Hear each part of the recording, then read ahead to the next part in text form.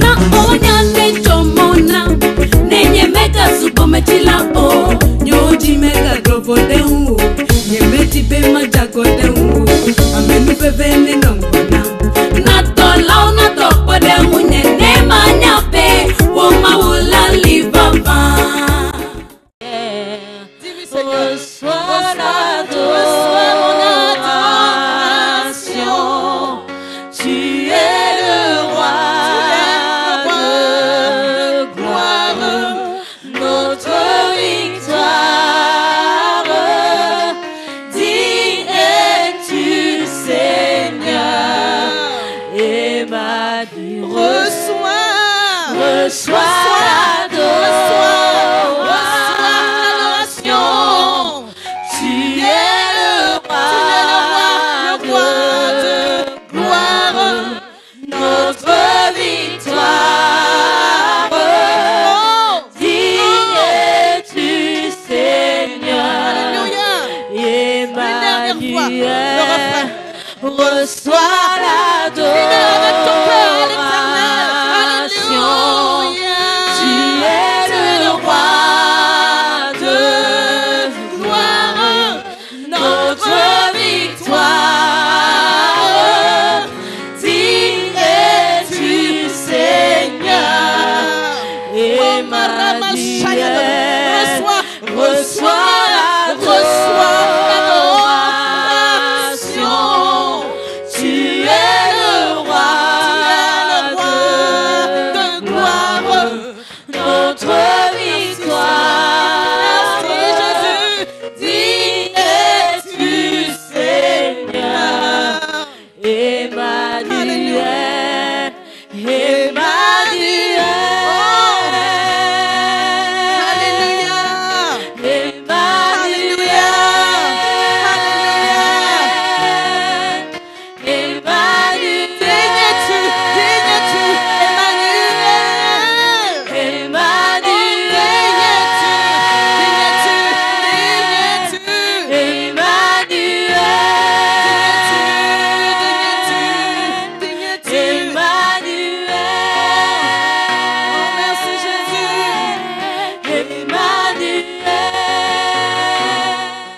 Alléluia. Notre Dieu est bon. Hein? Il veut que de bonnes choses pour nous et il veut nous multiplier. Le message que le Seigneur m'a mis à cœur aujourd'hui, c'est marcher avec assurance. Dis à ton voisin, marcher avec assurance. Ou comment marcher avec assurance. Alléluia. Et je pense que le Seigneur va nous aider à travers ce message pour nous compléter, pour nous fortifier, pour nous encourager. Comme l'homme de Dieu disait, je suis une enseignante. Donc, le peu que le Seigneur m'a donné là, je vais essayer de vous enseigner cela et je crois qu'on va aller de l'avant. Alléluia. Dieu veut que nous marchions sur cette terre avec assurance. Amen. Dieu veut pas que nous soyons de ces personnes-là qui rasons les murs, mais que nous puissions marcher la tête haute avec assurance parce que nous représentons le royaume des cieux sur la terre. Et tout à l'heure, l'homme de Dieu a dit que le diable veut nous freiner, il veut nous arrêter.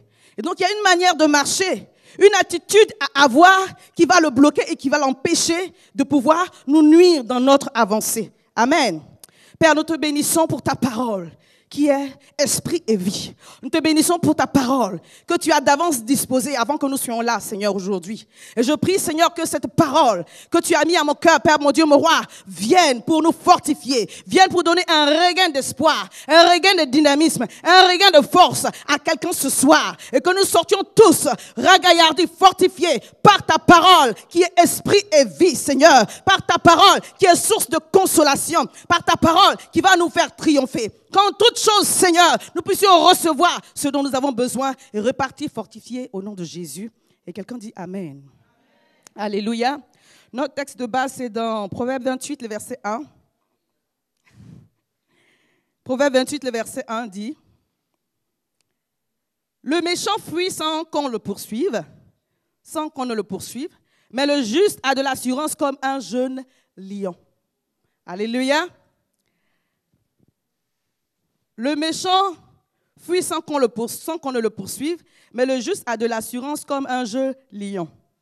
Proverbe 28, verset 1 dit, le méchant fuit sans qu'on ne le poursuive, mais le juste a de l'assurance comme un jeune lion. Alléluia. Vous savez que le lion, quand il se déplace dans la savane, vraiment, il ne craint pas. Il marche posément, il a de l'assurance parce qu'il n'a pas à surveiller ses arrières. Mais la biche a intérêt à surveiller ses arrières. Donc le Seigneur dit que le méchant, il fuit sans qu'on ne le poursuive. Mais le juste, il a de l'assurance, comme un jeune lion qui n'a aucune crainte, qui marche vraiment, vraiment dans l'assurance, dans la force de ce qu'il va faire et de ce qu'il est. Alléluia.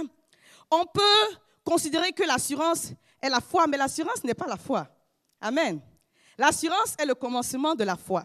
Parce que lorsqu'on définit la foi, on dit que la foi est une ferme assurance des choses qu'on espère et une démonstration de celles qu'on ne voit pas. Donc, dans la foi, il y a l'assurance qui s'affermit et la démonstration. Alléluia. Dans la foi, il y a l'assurance et il y a la démonstration de cette assurance-là. Cette assurance qui devient ferme. Donc, aujourd'hui, on va parler d'assurance pour que quelqu'un comprenne aujourd'hui que s'il veut marcher dans une dimension de foi, il doit commencer à marcher dans l'assurance, avoir cette attitude-là, alléluia, qui va lui permettre de pouvoir avoir une assurance affermie et après de démontrer cette assurance-là, c'est-à-dire d'avoir la foi. Alléluia. Est-ce que quelqu'un me suit toujours? En d'autres termes, le méchant ne peut pas avoir d'assurance, mais le juste plutôt a de l'assurance. Est-ce que le passage nous dit que le juste sent l'assurance? Non. Est-ce que le passage nous dit que le juste cherche l'assurance? Non. Le passage nous dit que le juste a de l'assurance. Alléluia. Le juste a de l'assurance. J'ai de l'assurance. Tu as de l'assurance. Ça ne veut pas dire que je sens forcément l'assurance dans tout ce que je fais, mais j'ai la semence de l'assurance en moi. À partir du moment où j'ai donné ma vie à Jésus, je suis justifié par le Seigneur. À travers le sang de Jésus, le Seigneur dit, j'ai de l'assurance. Le juste a de l'assurance. Le juste ne va pas chercher l'assurance, mais il a déjà l'assurance dans laquelle il doit marcher. Alléluia. Le juste a déjà l'assurance dans laquelle il doit marcher sur cette terre. Il a de l'assurance pour parler sur cette terre. Il a de l'assurance pour agir sur cette terre. Donc ne laisse pas l'ennemi te distraire. On va définir l'assurance. L'assurance, c'est quoi? C'est une conviction profonde, une ferme persuasion, une certitude concernant un fait. Alléluia. Donc tu dois avoir l'assurance dans ton salut. Amen. Parce que les choses dont le Seigneur est venu nous parler, la mort qu'il a eue à la croix, ce n'est pas une fable, c'est de la vérité. C'est une certitude. Donc tu dois avoir l'assurance dans ton salut. Tu dois avoir de l'assurance dans ton identité, de qui tu es. Alléluia. Tu dois avoir l'assurance dans ton identité de qui tu es en Christ. Parce que c'est cela qui va être le déclencheur de certaines victoires dans ta vie. Tu dois avoir de l'assurance dans les promesses de Dieu. Tu ne dois pas laisser les incertitudes de la vie te distraire et te perdre ton temps. Les promesses de Dieu sont oui et amen. Et tu dois commencer à marcher dans cette assurance-là. Alléluia. Vous savez, quand on va commencer à marcher dans l'assurance, il y a un certain combat qu'on ne va plus faire. Un certain nombre de combats qu'on ne va plus faire. Au niveau de la pensée, par exemple. Quand le diable va venir nous distraire avec certaines choses, parce que je sais que j'ai de l'assurance. Ce n'est pas maintenant que je vais aller chercher mon assurance. J'ai déjà l'assurance que l'entreprise que Dieu m'a dit qu'il va me donner, il me l'a déjà donnée. J'ai déjà de l'assurance que le mariage dans lequel je dois rentrer, je suis déjà dedans. J'ai déjà de l'assurance dans mon appel. J'ai de l'assurance dans mon ministère. Parce que je sais que celui qui m'a parlé, il n'est pas n'importe qui. C'est une certitude qui se crée dans mon cœur. Et je m'appuie sur cette certitude pour marcher. Est-ce que le diable peut venir me distraire sur quand, comment? Parce que j'ai déjà l'assurance. Alléluia. J'ai déjà l'assurance de qui je suis et où je vais. Alléluia. Alléluia. Donc le juste, il ne cherche pas l'assurance, mais il l'a. Le juste, ce n'est pas celui qui est parfait. C'est celui qui vient à Dieu. Et le Seigneur le justifie à travers son sang. L'assurance, ce n'est pas l'orgueil. Amen. On est dans la définition. L'assurance, ce n'est pas j'écrase les autres pour exister. Alléluia. Ça, ce n'est pas l'assurance, c'est un complexe de supériorité. Alléluia. Quand tu marches dans l'assurance, tu respectes les autres. Même s'ils font des choses qui ne te plaisent pas, tu sais qui tu es. Ce que tu vois là, ce n'est rien pour le moment, parce que tu sais qui tu es et tu sais où tu vas. Est-ce que je parle à quelqu'un? Alléluia. Donc l'assurance, ce n'est pas l'orgueil. L'assurance bannit le doute également. Quand tu as l'assurance, tu n'es pas rouge aujourd'hui, demain tu es vert. Tu es constant. Alléluia. Jacques 1, verset 6 dit, Si quelqu'un demande quelque chose, il parlait de la foi, mais je veux dire, c'est valable pour tous les sujets. Si quelqu'un veut demander quelque chose, il dit, mais qu'il la demande avec foi sans douter. Car celui qui est doute est semblable au flot de la mer, agité par le vent et poussé de côté et d'autre. Concernant la foi et concernant les autres choses, cette personne-là ne peut pas s'attendre à recevoir quelque chose de la part de Dieu. Alléluia. Donc l'assurance va bannir le doute. L'assurance ne va pas te laisser être là comme ça aujourd'hui et puis là-bas demain. Amen. L'assurance neutralise la timidité parce que comme je disais tout à l'heure, l'assurance n'est pas forcément quelque chose qu'on sent. Si on sent l'assurance, c'est bon. Je veux dire, quand tu as les sentiments d'assurance, avec gloire à Dieu. Mais quand tu n'as pas les sentiments d'assurance, crois que Dieu a déjà mis la semence en toi. À partir du moment où tu es justifié, tu es juste, nous sommes des justes. Vous êtes l'assemblée des justes. Ton amen est trop faible. Vous êtes l'assemblée des justes. Alléluia. Donc nous sommes tous ici remplis de l'assurance de Dieu. C'est pourquoi Paul a dit à Timothée, car ce n'est pas un esprit de timidité que Dieu nous a donné, mais l'Esprit de Dieu nous remplit de force, d'amour et de sagesse. Il a dit à Timothée plutôt, ne laisse personne mépriser ta jeunesse. Parce qu'il y a le dépôt de Dieu en toi. Ne sois pas intimidé. Alléluia. Et comme le Seigneur a fortifié Moïse, il lui a dit, n'aie pas peur. Je te fais Dieu devant Pharaon. Sois rassuré. Aie de l'assurance. Va et parle. Alléluia.